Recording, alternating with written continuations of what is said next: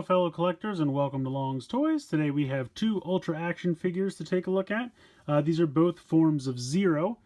We have Luna Miracle Zero, and then on this side we have an unfortunately named version of Zero given current world events that I'm just going to refer to as Strong Zero.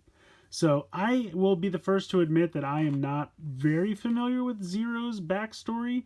Obviously I've seen him in Geed, I've seen him pop up in those like crossover things they do, like the New Generation Heroes, multi-parter and things like that they do. So I'm a big fan of Zero. I just haven't seen a lot of his own stuff.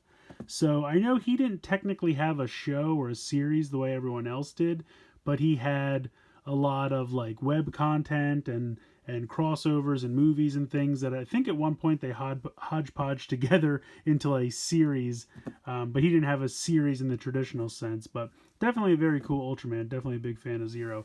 So I'm going to go ahead and get these out of the packaging, but first we'll take a quick look. I gotta be honest, the packaging for the Ultra Action figures is not really the selling point. It's just kind of the bare bones to get the toy to you, but hey, sometimes that's fine.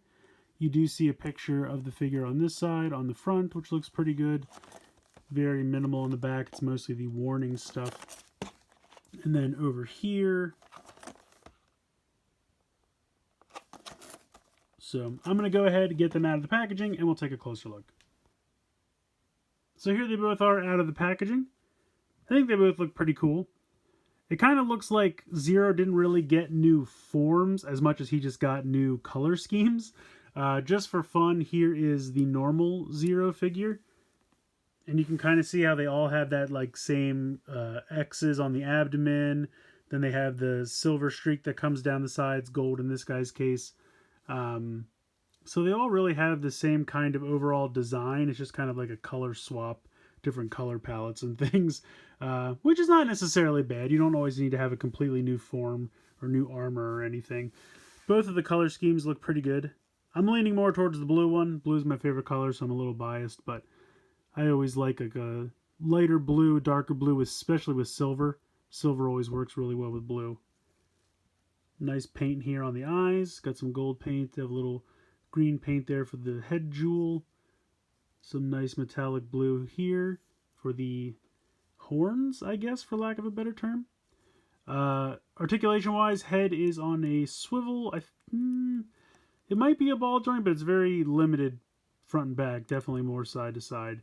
Then you have normal shoulder movement. You have a hinge as well as a swivel. Bicep swivel, 90 degrees in the elbow. Wrist swivel. 2 sets of fingers to move in and out. Nothing in the abdomen. No swivel there. You can kick this much forward, kick to the side. Nothing in the back. He has kind of a butt flap, as you can see. No thigh swivel. None of these have a thigh swivel. 90 degrees in the knee, and then a ball joint in the ankle. So you do have a little bit... no, I guess these you don't really. Some of them, sometimes you have like a little bit of a turn as part of the hip joint, but these really don't. But I think it's alright. I mean, of all the joints to lose, I feel like the thigh joint is the least necessary. And then you can see the henshin device here on his wrist. Would have been nice. Like, they molded in a strap, but they didn't paint it. That's kind of a bummer. And as you can see, there's more detail molded into the back, but these things never get paint on the back. That's just how it goes. It's the same with the RKF for Rider. And then over here we have Strong Zero. Red and gold is always a classic color scheme. Can't go wrong there. He's got all the same articulation that Luna Miracle does. So the silver, the gold, and the red all look really sharp in my opinion.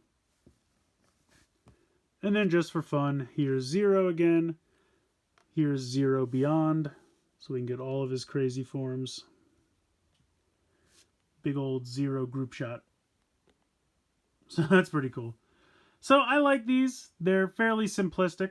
But I've been having a good time with the Ultra Action figure line. It's been very quiet for a while. So I don't know if it's done or if there'll be anything more. But if these are the last 2 entries, they're pretty solid. I can't really complain. like I said, the only thing you could probably complain about is maybe the lack of a thigh swivel, but I feel like at this point, the whole line hasn't had thigh swivel, so there's no point in complaining about it now.